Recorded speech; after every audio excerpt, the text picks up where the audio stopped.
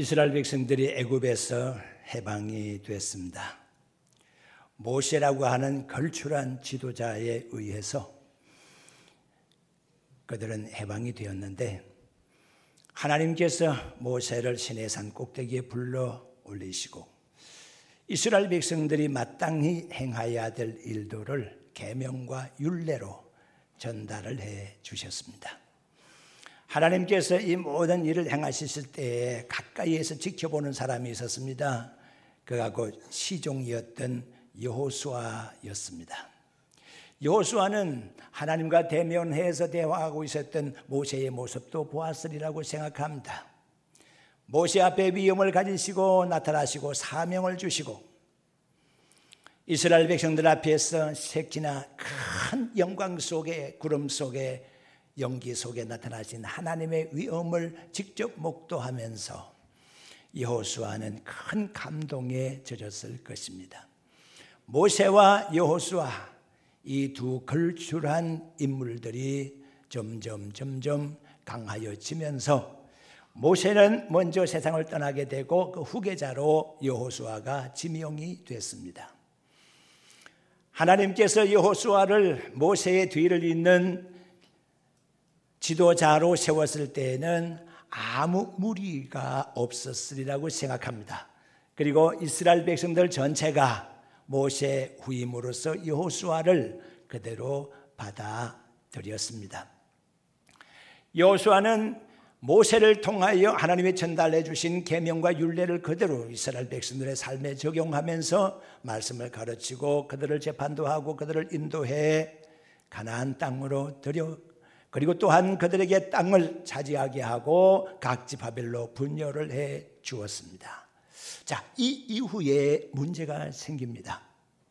사실 여호수아 그리고 모세 이 두 분에 의해서 이곳까지 온 것에 대해서는 감사할 일이지만 여호수아 이후에 여호수아는 지도자를 세우지 않았다고 하는 공백 상태, 그것이 문제입니다. 하나님께서 여호수아에게 아무개를 제 후계자로 세워라 이렇게 지시한 적이 없습니다. 그리고 여호수아는 자기의 모든 대권을 이양하는 데 있어서 자기의 모든 것들을 보고 그리고 배울 수 있는 시종을 두지 않았었습니다.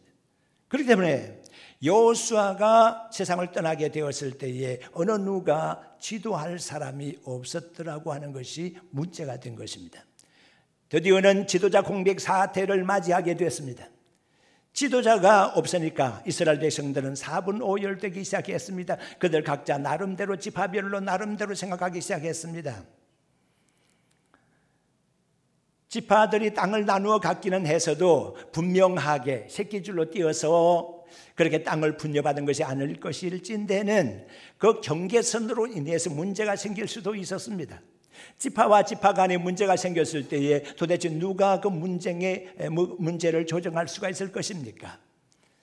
그리고 지파와 지파 간뿐 아니라 지파 안에서 큰 문제가 생겼을 때도 마찬가지였습니다. 하나님의 뜻을 알고 하나님의 뜻을 전달해 줄 수 있는 위대한 인물이 그들의 눈에 보이지 않았다고 하는 사실입니다. 그리고 또한 그들 주변에는 블레셋을 위시해서 미디안과 같은 큰 강족들이 있었는데 그 강적도를 대비할 수 있는 대비책이 마련되지 않았었다고 하는 겁니다. 그리고 전쟁을 수행할 때에 12지파의 힘을 규합할 수 있는 규합 세력이 있지 않았었다고 하는 문제였습니다. 이러한 지도자의 공백 상태, 판단력의 부재 상태, 결집력의 부재 상태는 혼란을 가중시킬 수밖에 없었다는 것을 우리는 알 수가 있습니다. 국가의 문제는 그대로 사회 문제로 연결이 되고 사회 문제는 그대로 가정의 문제로, 가정의 문제는 개인의 문제로 연결이 됩니다. 그러니까 한 국가의 혼란의 문제는 개인적으로 볼 때에도 혼란스러움을 일으킬 수가 있다고 하는 얘기입니다.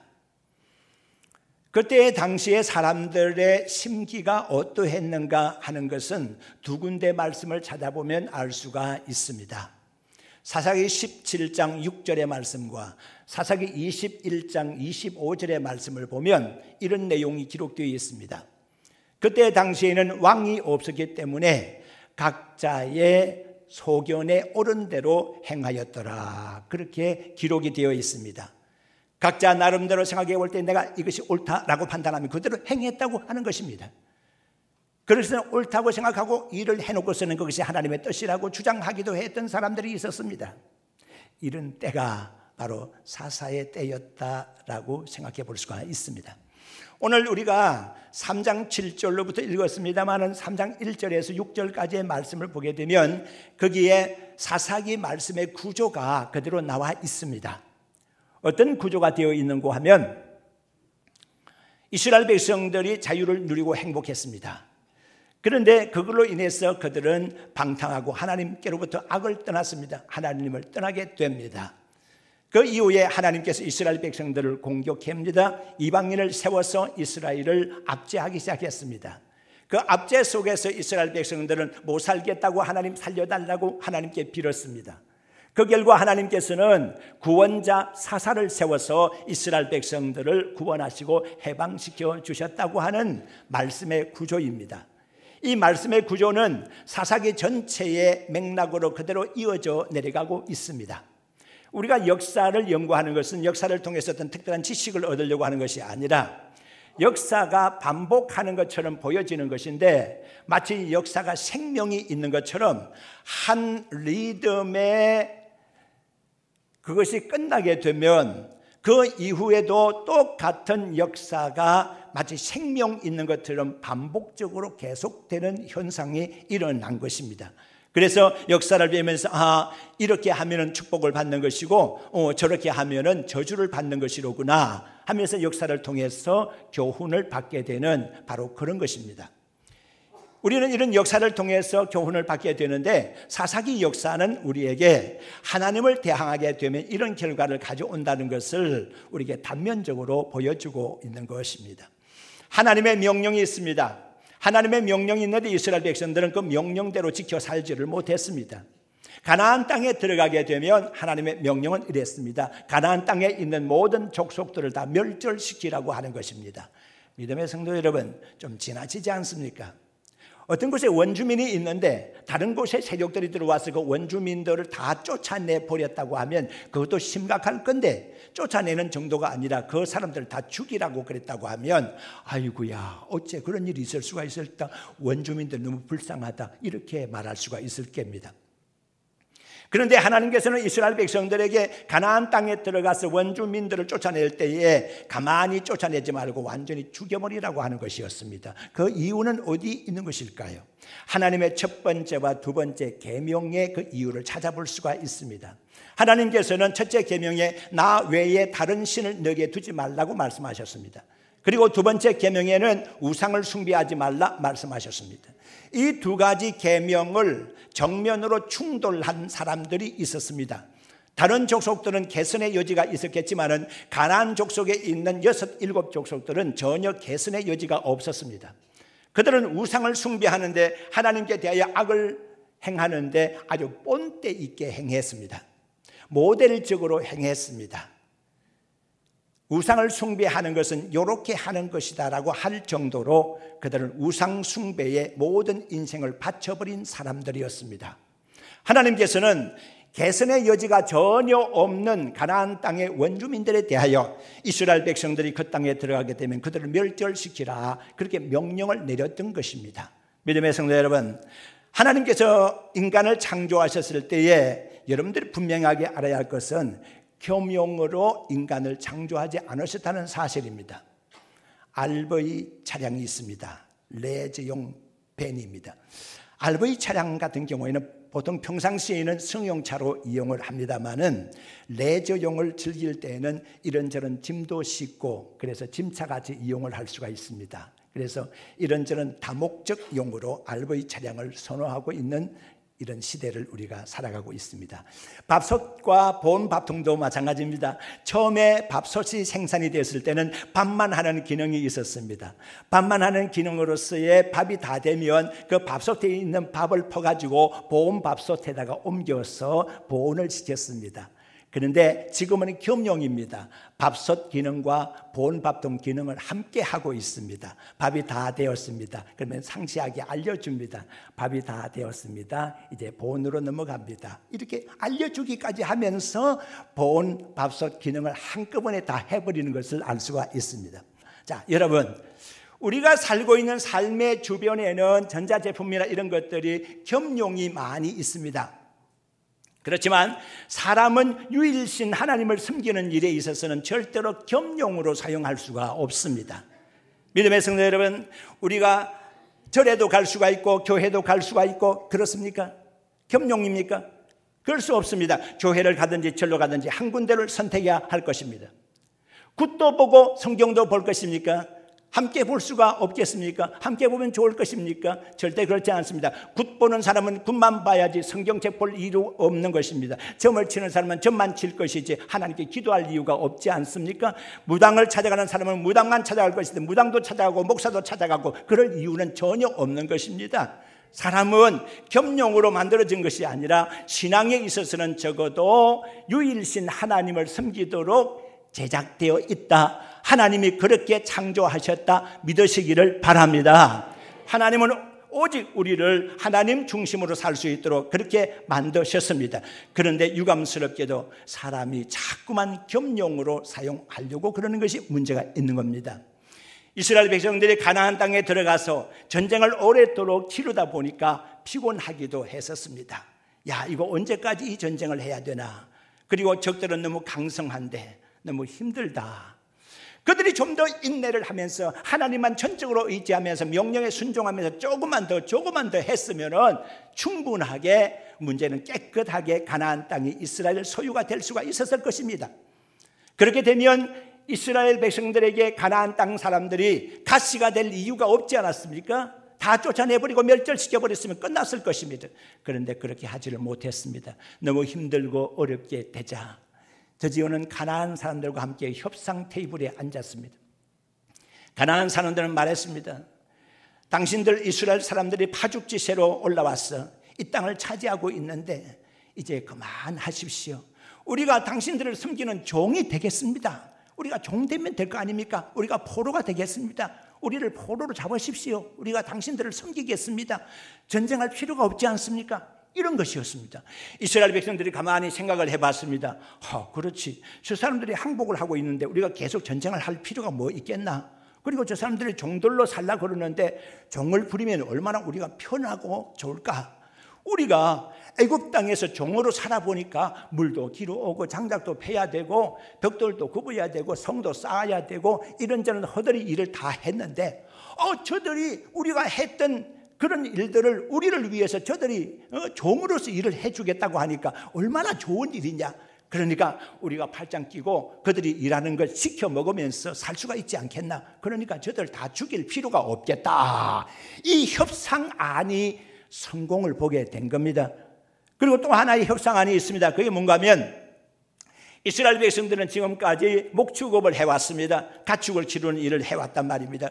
그런데 그 땅에 와서 이렇게 보니까 농사를 짓는 건데 이제 정착 생활이 시작되는 건데 농사 짓는 법을 이스라엘 백성들은 전혀 모르고 있는 겁니다.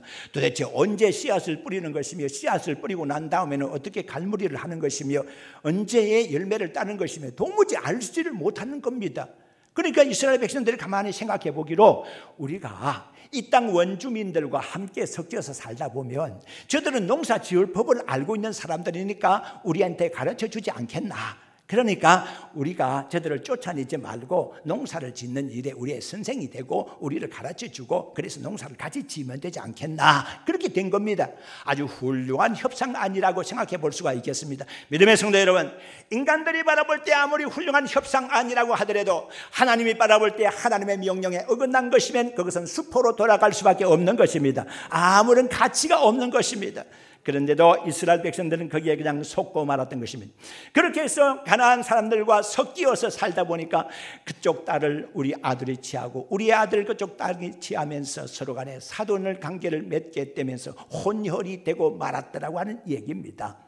하나님을 섬기는 일도 그랬습니다. 야, 우리는 하나님 유일신을 섬기는데 너희들은 이 땅의 신을 섬기고 있구나. 그러니까 우리가 이제 함께 살라고 하면 우리가 섬기는 유일신 하나님을 너희들이 섬길 수 있어야 된다라고 하니까 그쪽 사람들한테 예, 우리가 섬기겠습니다. 그게 문제겠습니까? 우리만 살려주면 우리가 섬기겠습니다. 그렇지만 우리가 이 땅에서 농사를 지으면서 섬긴 농사신이 있습니다. 그 농사신은 농사를 할 수 있도록 비를 내려주고 바람도 주고 하는 신인데 그게 바알신이요, 아세라신이요, 부부신입니다.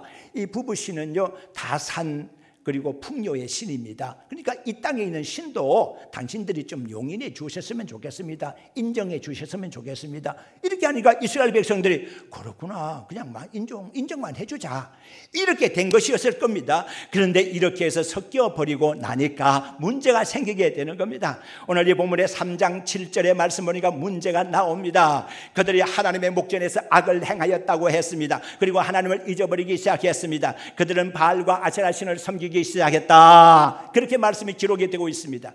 이렇게 죄악된 곳으로 흘러가 버렸을 때 하나님께서는 이스라엘 백성들을 선민이기 때문에 그냥 버려두지 아니하셨습니다. 그리해서 메소포타미아의 구산 리사다임이라고 하는 왕을 보냈습니다. 그리하여 이스라엘을 공격하게 만들고 8년 동안을 압제하게 만들었습니다. 8년 동안 그들은 괴로웠습니다. 그들은 농사를 지었지만 그들이 먹지를 못했습니다. 그들이 축산물을 거두었지만 그들이 고기를 먹지를 못했습니다. 다 빼앗기는 신세가 되었습니다. 어찌할꼬 그들은 슬픔 가운데서 하나님께 사정을 했습니다. 하나님 살려주십시오, 우리가 잘못했습니다 라고 간구하게 되자 하나님께서는 구원자 하나를 세웠다고 했습니다. 그 구원자가 누굽니까? 갈렙의 아우 그나스의 아들인 온니엘이라고 하는 사람입니다. 대단히 유명한 사람입니다. 갈렙이라는 사람이 어디 소속입니까? 유다 지파입니다. 그러니까 이스라엘 백성들이 가데스 바네아에서 12명 정탐꾼을 선발해서 보낼 때에 지파별로 하나씩 뽑았는데 유명한 유다 지파 소속의 정탐꾼이 갈렙이라고 하는 사람입니다. 그리고 우리가 잘 아는 여호수아는 에브라임 지파 소속 사람이거든요. 자, 그러니까 갈렙이라고 하는 사람이 딱 뽑혔는데 지금 초대 사사로서 누구냐? 온니엘인데 온니엘은 어떤 사람이냐? 갈렙의 아우 그나스의 아들이니까 갈렙이라는 사람이 너무 유명하니까 갈렙의 조카 되는 사람입니다. 갈렙의 조카 되는 사람으로서 유다 지파의 온니엘이니까 우리가 분명히 알아야 할 것은 이 사람은 금수저 가지고 태어난 사람입니다. 대단히 행복한 집안에서 태어난 사람입니다. 제가 왜 이런 말을 드리는지 아십니까? 지금 제가 소개해드릴 이 사람입니다. 자, 그들이 그렇게 해서 해방을 받게 되었을 때에 또다시 하나님께 범죄하기 시작했습니다. 언제 우리가 하나님께 사정했어? 언제 하나님이 온니엘을 시켜서 해방을 시켜 주었냐? 하는 식으로 또다시 바알신을 섬기고 아세라신을 섬기기 시작하니까 하나님이 화가 나셨습니다. 그리하여 이번에는 모압 왕 에글론이라는 사람을 보내서 이스라엘을 공격하기 시작했고 그리하여 18년 동안, 8년이 아닙니다, 18년 동안을 압제를 했다 그랬습니다. 이때 이스라엘 백성들이 하나님께 구했습니다. 우리를 살려주십시오라고 했을 때에 바로 이 사람 에훗이라고 하는 사람을 보냅니다. 에훗이라는 사람이 누구냐? 오늘 이 본문의 말씀 보니까 베냐민 사람이요 게라의 아들이었다라고만 기록이 되고 있습니다. 자, 이 사람은 대표적인 흙수저 인생입니다. 베냐민 지파라는 그 자체가 베냐민 지파가 약한 지파입니다. 그리고 게라의 아들이라고 했는데 게라는 사실 이게 이름이 아주 보잘것없는 이름의 뜻을 가지고 있을 뿐 아니라 집안 자체가 보잘것없는 집안입니다. 그런데 중요한 것은 이 에훗이라고 하는 사람이 왼손잡이였다라고 하는 사실입니다. 여러분들의 저에게 이렇게 질문할 것입니다. 오른손잡이는 어떻고 왼손잡이는 어떻습니까? 라고 물을 수 있습니다. 제 집사람도 왼손잡이니까요. 무엇을 뜻하는지 아십니까? 왼손잡이면서도 오른손을 잘 쓰고 있어요. 글을 쓸 때는 오른손으로 씁니다. 그리고 긴급하게 바쁜 일 있을 때는 왼손 가지고 딱딱합니다. 이거 양손잡이예요. 양손잡이이면서 왼손을 전문적으로 사용하는 사람을 가르쳐서 오늘날 우리는 왼손잡이라고 얘기를 하는 것이거든요. 자, 보세요. 에훗이 왼손잡이라고 하는 이 말씀이 쓰여져 있는 곳에 히브리어 원문을 찾아보게 되면 그건 이렇게 기록이 되어 있습니다. 오른손을 쓰지 못하는 장애인, 오른손이 묶여있는 에훗, 이렇게 해석이 되는 겁니다. 오른손을 쓰지 못하는 장애인이요, 오른손이 묶여있는 장애인이요. 자, 생각해 보세요. 오른쪽 한 손 팔이 말입니다, 소아마비로 인해서 이 손이 지가 막 흔들거리면서 마음대로 막 흔들리네요. 그러니까 이 손을 마음대로 흔들리지 못하도록 소매를 가지고서는 딱 쪼매가지고서 호주머니에 싹 집어넣게 만들어서 손을 꼼짝할 수 없게 만들었다라고 생각해 볼 수가 있습니다. 또는 이 손에 소매를 딱 묶어가지고 몸하고 몸통하고를 딱 묶어가지고 이 손을 움직이지 못하게 딱 묶어 놓았다. 다시 말씀드립니다. 오른손을 묶어 놓은 장애인 에훗이라고 생각하면 좋습니다. 오른손과 왼손을 다 쓸 수 있는 사람으로서의 에훗이 아니라 오른손 장애인인 왼손잡이 에훗입니다. 그러니까 얼마나 많은 사람들이 에훗이라는 사람에 대해서 멸시 천대를 했겠습니까? 적어도 베냐민이라는 이름의 뜻이 그렇지 않습니까? 라헬이 자식을 낳는데 그 위에가 요셉이고 그 둘째가 베냐민입니다. 그런데 베냐민을 낳게 될 때 라헬이 이름을 뭐라 지으려고 그랬습니까? 생명을 떠날라 말라, 죽을까 말까 자식을 낳으면서 기운이 다 돼가지고, 그러니까 자식을 낳으면서 죽을 것만 같아. 그래서 지은 이름이 베논이라고 지으라고 그랬어요. 베논이 슬픔의 아들, 눈물의 아들이야. 이 자식 낳고 어미가 죽으니까 그런 이름밖에 얻을 것이 또 있어요. 그런데 그 아버지 야곱이 뭐라고 지었어요? 베냐민이라고 지어라. 베냐민의 이름 뜻이 뭡니까? 오른손의 아들. 오른손의 아들이 베냐민이란 뜻입니다.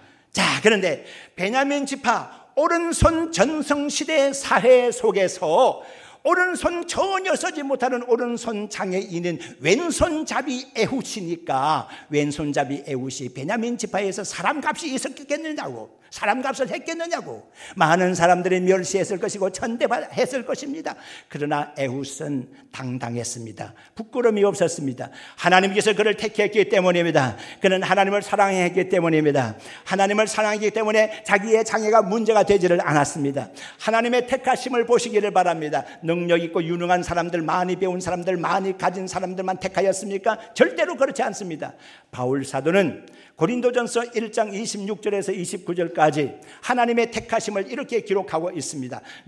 너희를 택하심을 보라. 육체를 따라서 너희들은 지혜도 못하고 능하지도 아니하고 힘도 없다 그랬습니다.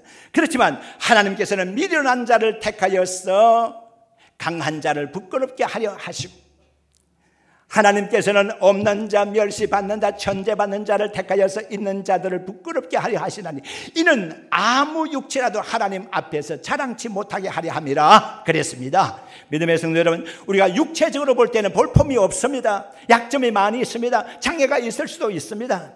물질적인 면에서 볼 때는 많은 부족함이 있을 수가 있습니다. 그렇지만 하나님 살아계심을 전적으로 의지하면서 하나님 믿고 살게 되면 하나님을 안 믿는 사람들이 장애가 심한 겁니다. 그들은 망하게 될 것입니다. 그 장애로 말미암아. 그러나 하나님이 계심을 확실하게 믿고 사는 장애가 많은 우리들은요, 하나님이 우리의 장애 있는 곳에 힘이 되어 주실 것이기 때문에, 다시 말씀드리면 하나님은 오른손이 없는 에훗에 오른손이 되어 주셨기 때문에 이길 수가 있었다고 하는 것입니다. 넉넉히 이길 수가 있습니다. 하나님의 선택을 받기만 하면, 우리 하나님은 잘나고 많이 배우고 많이 가진 사람만 택하는 것이 아니라 에훗같이 없는 사람, 오른손에 장애가 있는 사람, 소마비를 앓은 사람, 볼품 없는 사람을 택하여서 그때의 이스라엘을 구원하는 사사로 세웠다는 점을 명심하시기를 바랍니다. 그리하여 나 같은 사람에게도 희망이 있구나 라고 말하시고 자리에서 당연히 일어나서 주의 사명 감당할 수 있기를 주의 이름으로 축원합니다.